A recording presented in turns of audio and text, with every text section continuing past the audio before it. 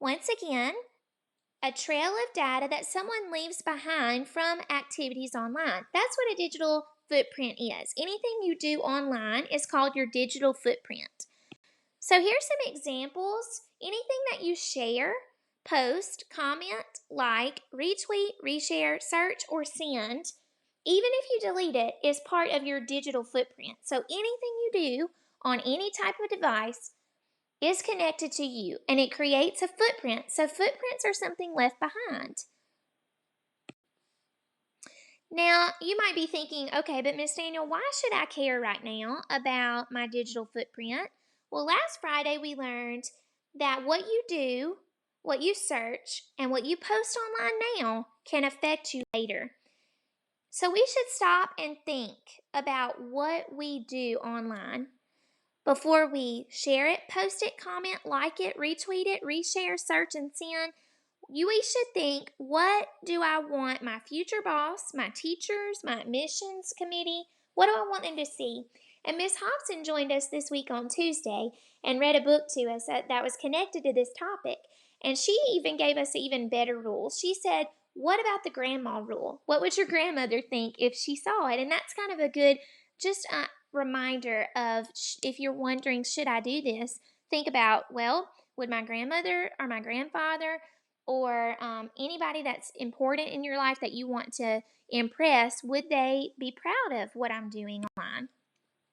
Now, last Friday, this is where we stopped, and today we're going to pick up with looking at some examples, and I would like for you guys to use your chat bar, and this is what you'll do. It says, let's practice. Look over the next few slides, read the post, and decide if this is a post you want to leave your digital footprint on. If it is, you're going to give a thumbs up for yes or a thumbs down for no. Now, I'd like for you to use the chat bar to do that. So if you can't use an emoji, you can simply type the word yes or no. So I want all students to participate using the chat bar. Let's look at our first example. Your teammate retweeted this. Your teammate tweeted this. Would you like or retweet this? So would you want it as part of your digital footprint? And this is what your teammate said. If you were at our baseball game today, you got to see history. Mikey was the first player of all time to strike out 4 times and trip over his own bat. He's the worst. LOL. So using your chat, I'd like for you to type either the words yes or no, or a thumbs up or a thumbs down.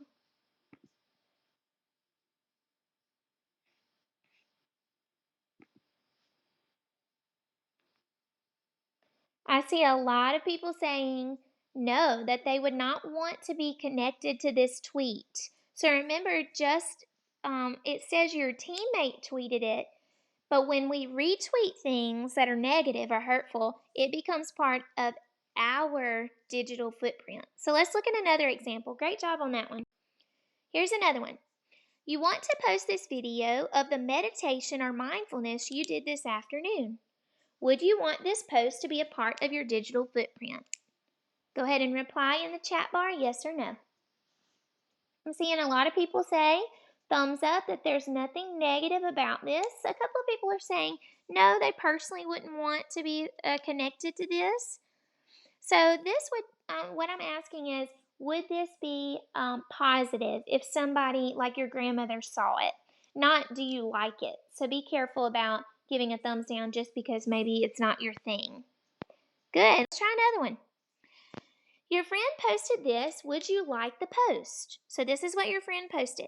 I would literally never hang out with these girls ever. And you can see a photo there. So go ahead and use the chat bar to respond. Should we want to be connected to that later in life?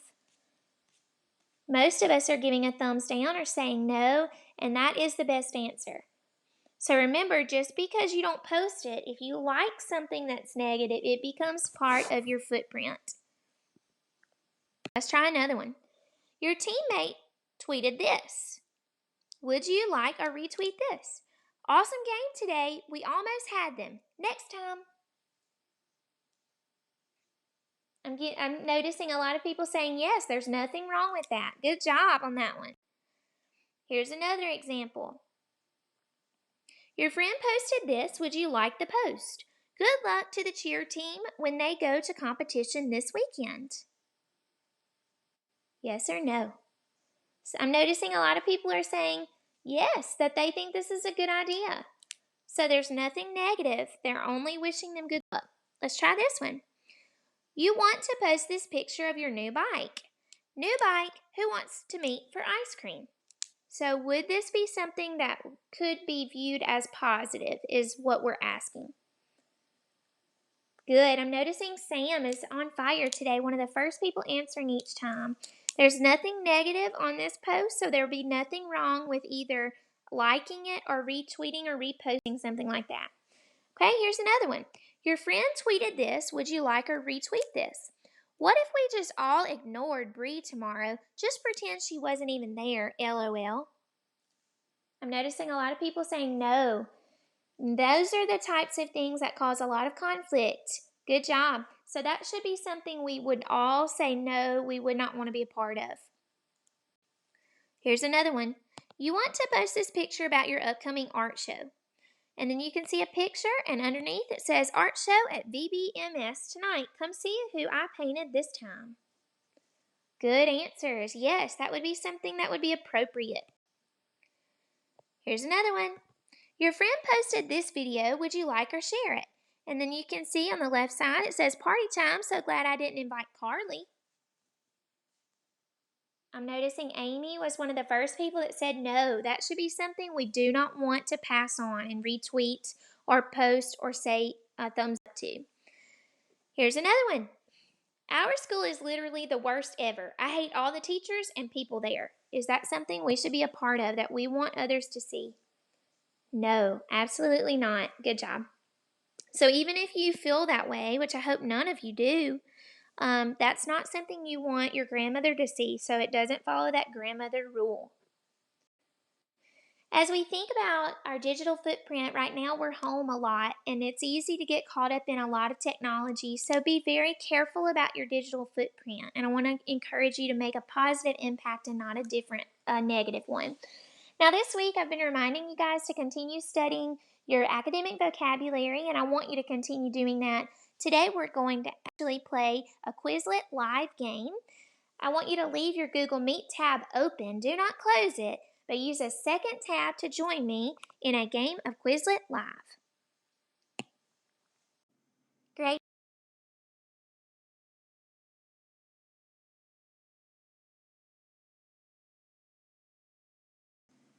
Good job. Don't forget to continue studying independently as well as studying with us on Fridays.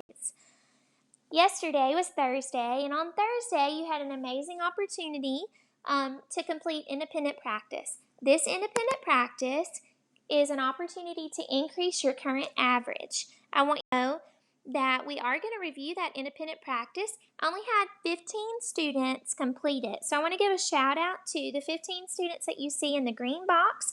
These are the students that completed this independent practice.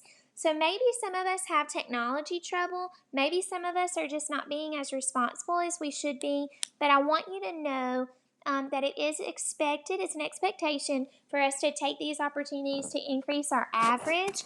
And a lot of us are not using them wisely. So we're either not completing them or not doing our best when we do complete them. So I want to encourage you to change your expectation. So yesterday, you guys read two different stories. One was called King Cormac, and the second one was called Farmer Gunther. And overall, almost every person that completed this assignment did a very good job.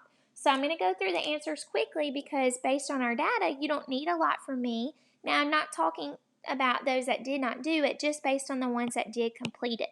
Okay? So number one asks you about both passages, and both were about a contest. You can see that on your screen. Number two, the theme of both passages is that A, being smart is sometimes more effective than strength. Number three, every student that solved it got this one right. In passage two, the person who got the mule to move would get to keep the mule, while in passage one, the person who broke through the wall would win the kingdom. You then read about Kim and Lynn and Alex and Kira. Number 4, how are these passages similar? A, both are about giving a gift. Now, number 5 was our most commonly missed question, and most people got it, but we still had a large section that didn't, so I want to take a couple of more seconds to read it. It says, in what way are the passages different? The best answer is A. One story is about planning for a birthday, and the other is about going to a nursing home. This is the strongest answer. Number 6, the theme of both is giving is better than receiving. And that ended yesterday. It was only 6 questions, and a lot of people made a 100 on it, so that's a 100 that goes in the grade book. So use those opportunities to do your best on those independent practice assignments. This week we've been studying, yes? I'm sorry, I thought someone had a question. This week we've been studying how to compare and contrast topics and themes. And so I want to encourage you to continue using your notes anytime that you do complete an independent practice assignment. Now, for those of you that can, we're going to have another check of our understanding of this skill today. And for those of you that have technology that will allow you, I would like for you to open a second tab and join me in Mastery Connect using these codes. I'm going to read you the text, and as you read it along with me, you will choose your answers. For those of you that cannot, I want you to jot them down on a piece of scratch paper and practice. I do not want anyone to answer in the chat bar on this activity. So I'm going to give you a moment to get logged in.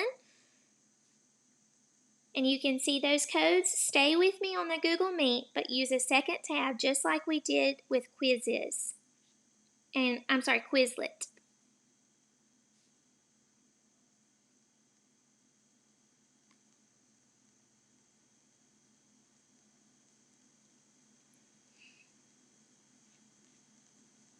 I will type these codes into the chat bar for anyone that can't see my screen.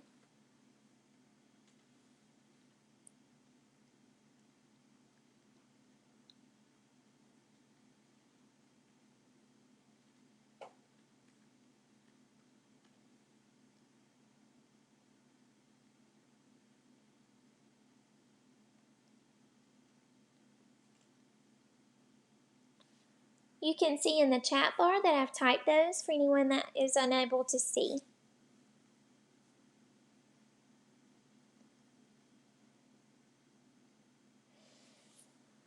Now guys, once you're logged in, you can see the text on your screen. I'm also going to ask you to read along with me and choose your answers by clicking them in as I'm reading.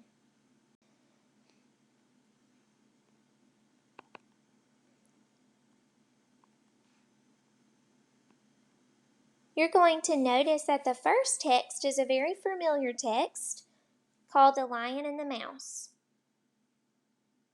I'm going to give about 2 more minutes and then I will begin reading, and if you're not logged in, it's okay because once you get logged in, you'll see where I am. And you can listen as you finish logging in.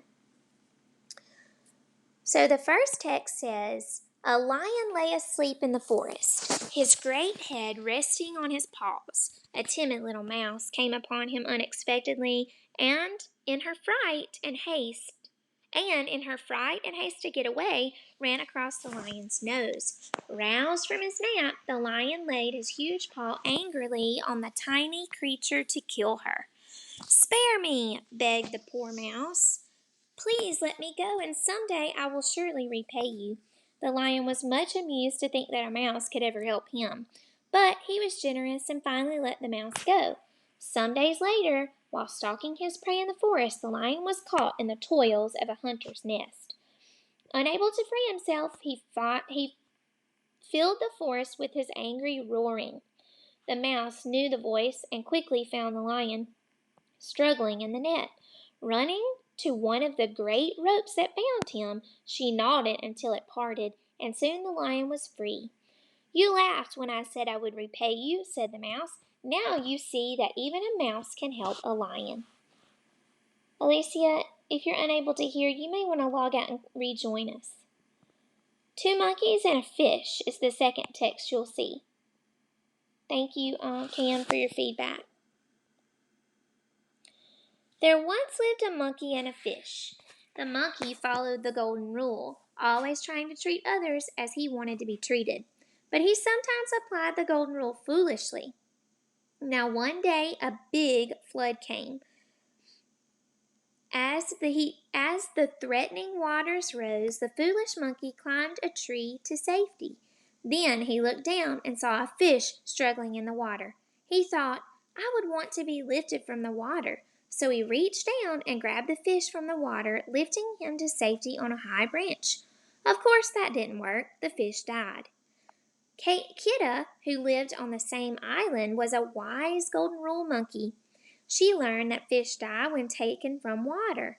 When the flood came, she considered taking a fish from the water, but she imagined herself in this situation. She asked, Am I now willing that if I were in the same situation as the fish, then I be taken from the water? She answered, Gosh, no, this would kill me. So she left the fish in the water. The first question says in these texts, the topic the author explores is, and remember, do not answer in the chat bar. We're only answering in Mastery Connect or on our scratch paper. A. Helping others learn when they are being tricked. B. Tricking others to get more for yourself. C. Share your things with someone else. D. Treating others the ways you would want to be treated. I'm going to give you a moment to click that answer and go back to the text because that's what growing readers do.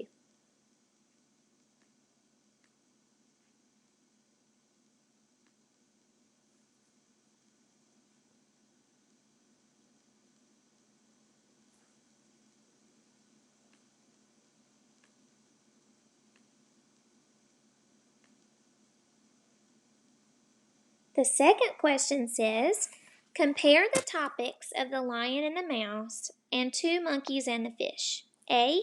Both texts are about animals who disagree with one another. B. Both texts are about how animals survived in their habitats. C. Both texts talk about treating other people kindly. D. Both texts talk about animal characters playing together.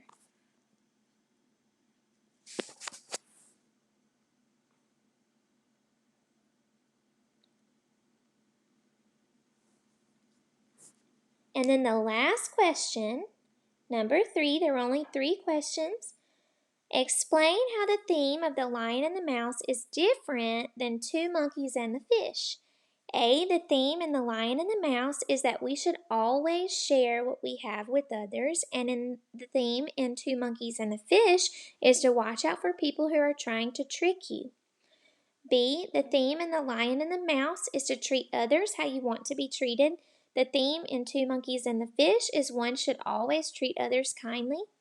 C. The theme in the lion and the mouse is you are the most important person and must watch out for yourself. The theme in two monkeys and the fish is treating others will lead to better outcomes for everyone. D. The theme in the lion and the mouse is do not be greedy. The theme in two monkeys and the fish is always be nice to others. Make sure you have done your best on all 3 questions.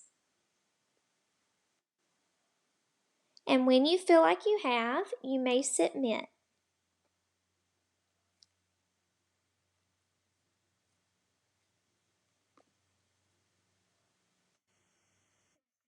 Yes.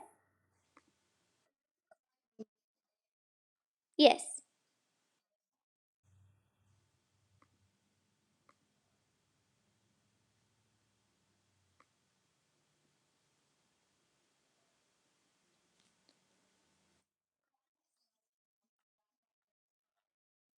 Okay, I typed it in the chat bar. Can you see the chat bar? Okay. Okay.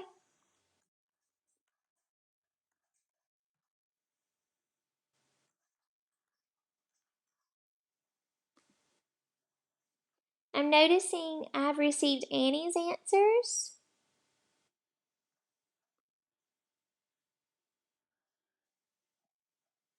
I have received Wes, Zyra, Amy, Angelina, Cam.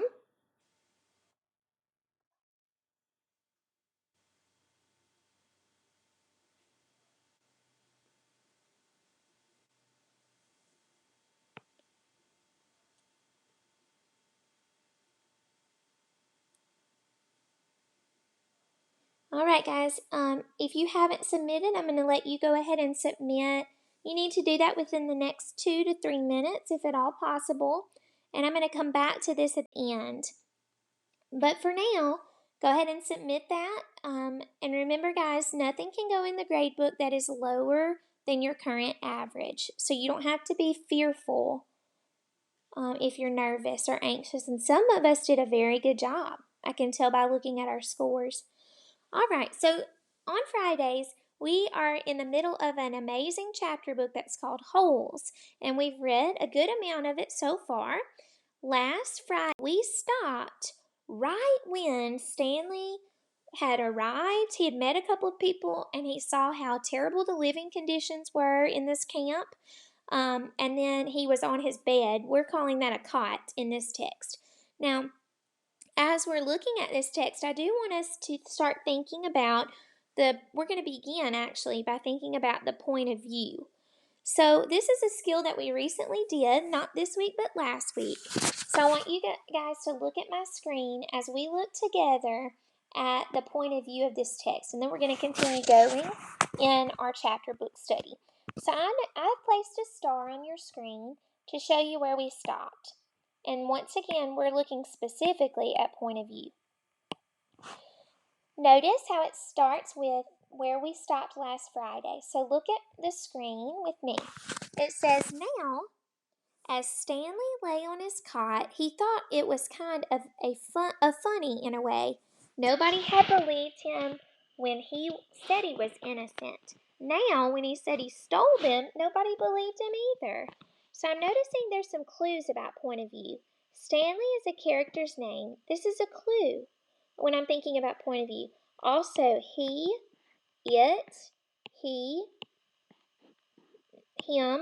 These are all clues. Let's keep going. Clyde Sweetfrog Livingston was a famous baseball player. He'd led the American League in stolen bases over the last 3 years. He was also the only player in history to ever hit 4 triples in one game. Okay, so using your chat bar, I would like for you guys to write in the chat bar, do you think it is first person point of view, second person, or third person? Go ahead and do that now.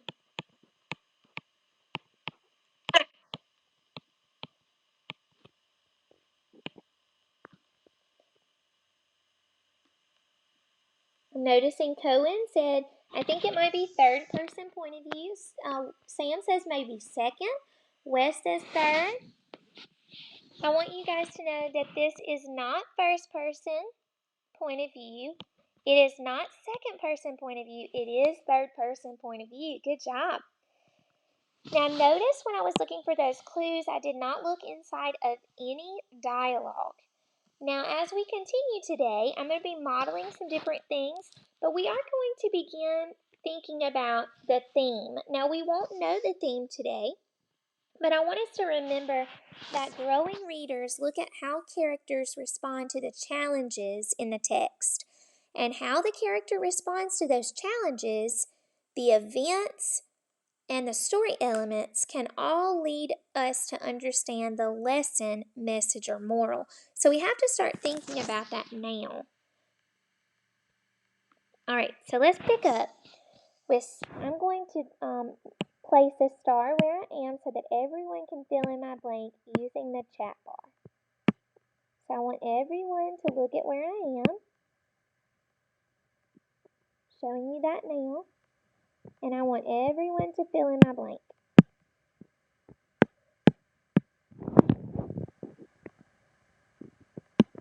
Stanley had a poster of him hanging on the wall of his blank.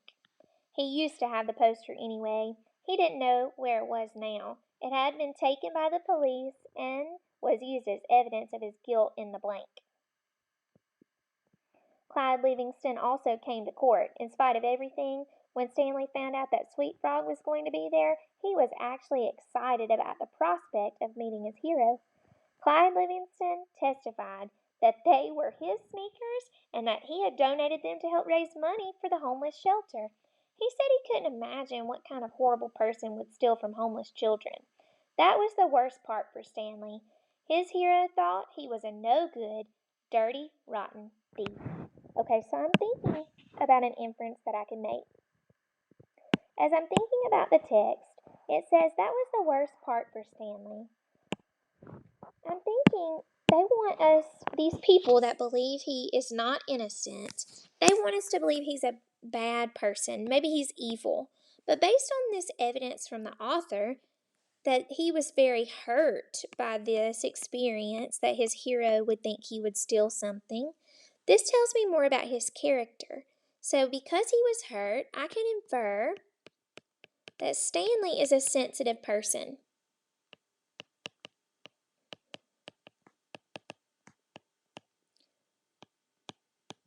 This tells me more about his character. I have to understand the character to be able to then eventually determine the theme. Yes.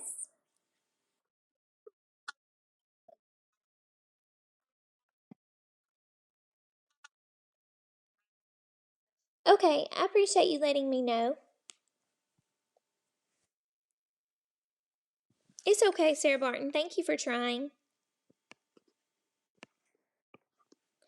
Okay, so guys, when I'm thinking about the theme of the text, and when I'm thinking about the character Stanley, I'm noticing as I understand more about his character, I'm thinking about how he handled the challenges that he faced. So, in his point of view, he was falsely accused of something, but the way that he's handled it was a humble. He took the punishment, he's been respectful. These are all character traits that tell me more about him. This also supports my inference that he's sensitive. He doesn't want to cause more conflict, so he's trying to just take his punishment in the best way, even though he disagrees with it. Let's keep going. As Stanley tried to turn over on his cot, he was afraid it was going to collapse under all of his weight. He barely fit in it. When he finally managed to roll over on his stomach, the smell was so bad that he had to turn over again and try sleeping on his back. The cot smelled like sour milk. Though it was night, the air was still very warm. Armpit was snoring 2 cots away. Okay, let's see what happens.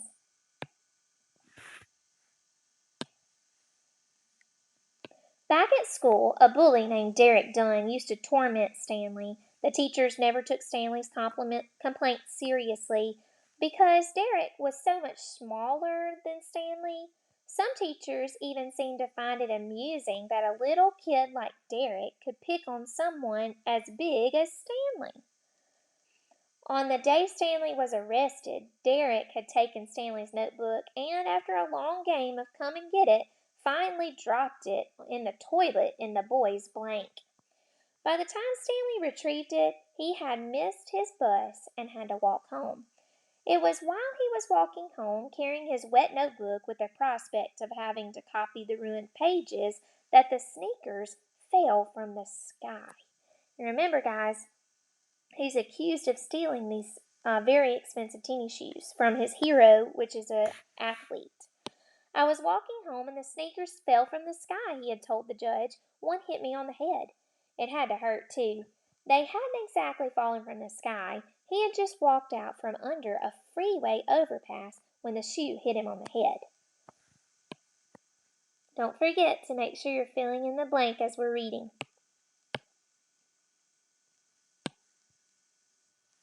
Stanley took it as some kind of sign. His father had been trying to figure out a way to recycle old sneakers, and suddenly a pair of sneakers fell on top of him, seemingly out of nowhere, like a gift from God.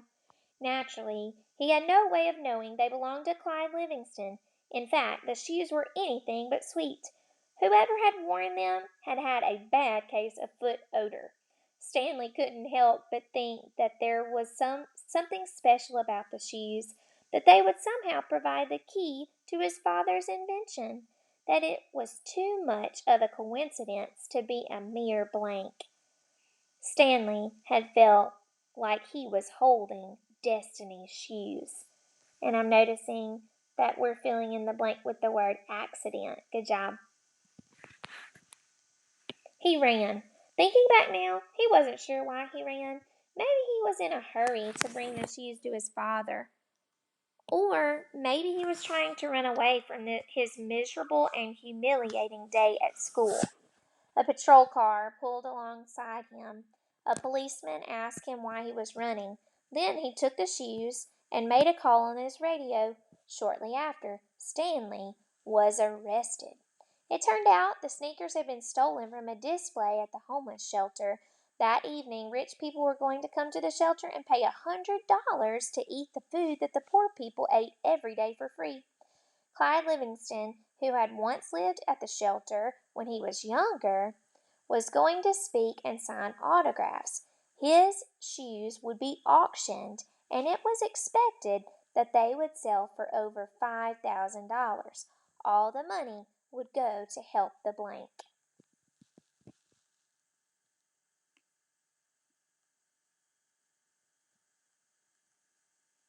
Homeless. Sam is on fire. He's one of the first people every time to fill in the blank. Good job.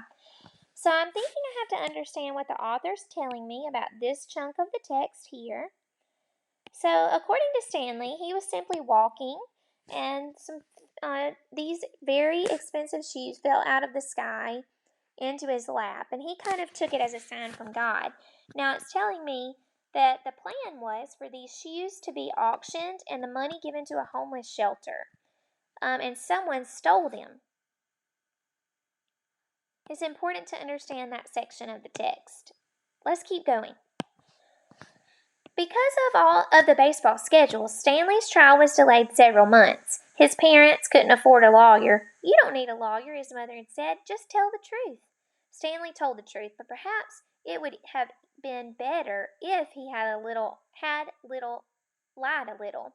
He could have said he found the shoes in the street. No one believed they fell from the sky. It wasn't destiny, he realized. It was his no good, dirty, rotten, pig blank great great grandfather. The judge called Stanley's crime despicable. The shoes were valued at over $5,000. It was money that would provide food and shelter for the homeless, and you stole that from them just so you could have a souvenir.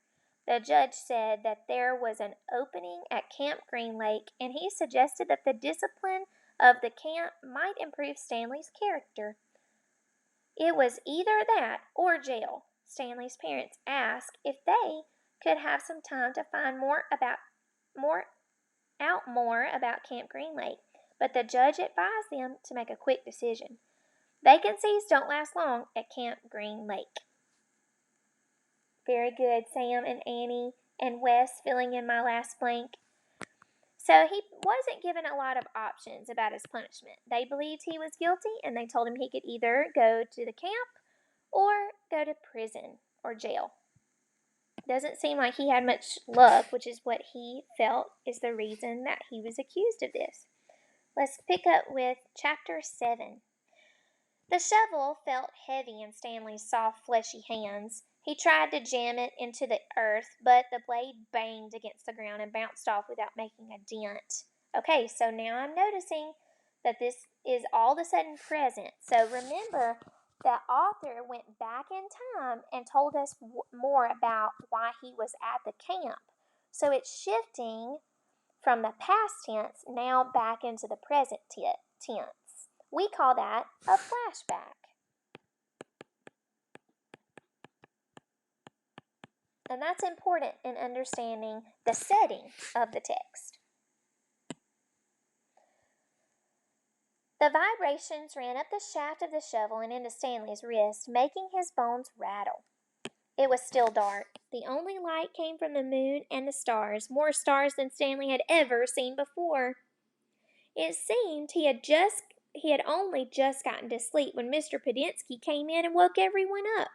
Using all his might, he brought the shovel back down onto the dry lake bed. The force stung his hands, but made no impression on the earth.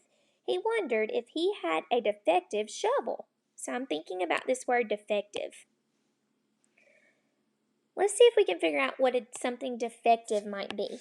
Well, I'm noticing it says the shovel didn't work. He brought the shovel back down into the dry lake bed. It stung his hand, but it did not make an impression on the earth. And then he says he wondered if it was defective.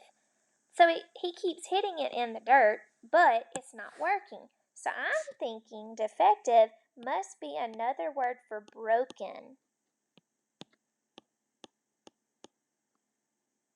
It does not work correctly. Notice those clues around it. He glanced at Zero, about 15 feet away, who scooped out a shovelful of dirt, and dumped it on a pile that was already almost a foot tall. So I'm wondering why he's being unable to do anything with his shovel, while the other guy, Zero, is able already to dig a hole, and he hasn't even broken the ground. This makes me infer something about Stanley. I'm inferring that Zero's probably been there for a while. Stanley, we know, is new, so I can infer that Stanley might be weak compared to Zero. Maybe he hasn't built up his strength. This is an inference I can make. It also tells me more about his character, which will eventually tell me more about the theme of the text.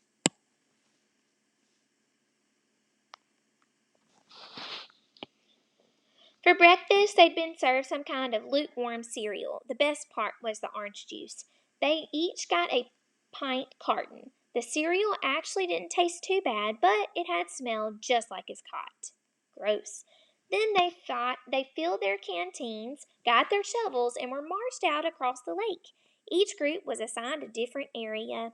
The shovels were kept in a shed near the showers. They all looked the same to Stanley, although X-Ray had his own special shovel, which no one else was allowed to use. X-Ray claimed it was shorter than the others, but if it was, it was only by a fraction of an inch. The shovels were 5 feet long from the tip of the steel blade to the end of the wooden shaft. Stanley's hole would have to be as deep as the shovel, and he'd have to be able to lay the shovel flat across the bottom in any direction. That was why X-Ray wanted the shortest shovel. So remember, when Stanley arrived, they told him he would use the shovel to measure, and when he could stick his shovel down into it and lay it across it, he was finished with that hole and was to move to a new hole. The lake was so full of holes and mounds that it reminded Stanley of pictures he'd seen of the moon. If you find anything interesting or unusual, Mr. Podinsky had told him, you should report it either to me or Mr. Sir when we come around with the water blank. If the warden likes what you found, you'll get the rest of the day off. Good. I'm noticing several people were able to fill in my blank with the word truck. So they have a canteen of water with them, and then a truck comes around, and that's all they have. I'm thinking about how some of you guys keep a water with you in the classroom and how you would probably react to that. The shovels, here. What are we supposed to be looking for? Stanley asked him. You're not looking for anything. You're digging to build character. It's just if you find anything, the warden would like to know about it. That seems a little suspicious to me. He glanced helplessly at his shovel. It wasn't defective. He was defective. He noticed a thin crack in the ground. He placed the point of his shovel on top of it, then jumped on the back of the blade with both feet. The shovel sank a few inches into the packed earth. He smiled. For once in his life, it paid to be overweight. He leaned on the shaft and pried up his fist shovel full of dirt, then dumped it off to the side. Only 10 million more to go, he thought. Then he placed the shovel back in the crack and jumped on it again.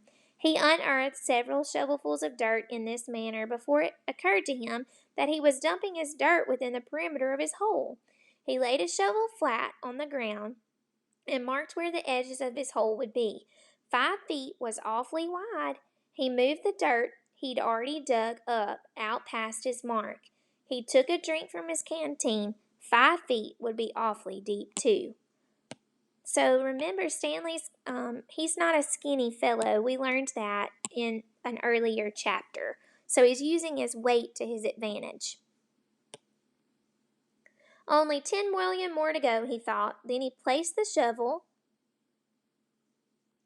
back in the crack and jumped on it again.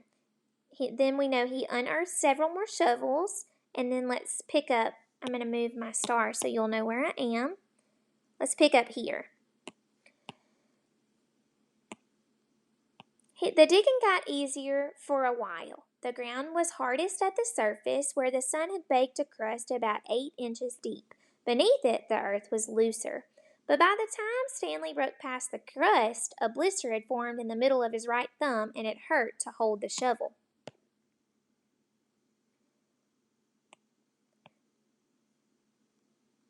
All right, guys. So I'm going to place my star where we are. We're going to pause here. So we can tell this is definitely not an easy task when we think about what the author's telling us and how hard this must be as a punishment. Now, it keeps saying that they're not looking for anything, but I'm thinking that might not be true based on my background knowledge, based on maybe the movie, if you've seen it, and also based on what the author continues to tell us as clues to how Stanley really feels. I think Stanley is a little suspicious too. All right, so I want to give you guys some. So there are no required assignments on the weekend, but in a moment you're going to see you have some options, some things that I want to encourage you to do. Read AR and take an AR test from home. You can practice the mindfulness tools in Google Classroom. Spend time with your family. Check out the Counselor Corner. This is in the Communication Hub where I've posted it, and you can see all of the videos that Miss Hobbs and Miss Jennifer and Miss Glassen have been recording for you guys. I want to encourage you to journal throughout this weekend. Just because it's a weekend doesn't mean it's not an opportunity to learn. It just might not be required to complete. And don't forget about that hanging out with a teacher project. This is where you can use your Bitmoji to choose your narrative, or to also choose to complete your writing. And I went over that at the beginning of class, that expectation. Thank you so much for joining me. I want you guys to see my face before you disconnect.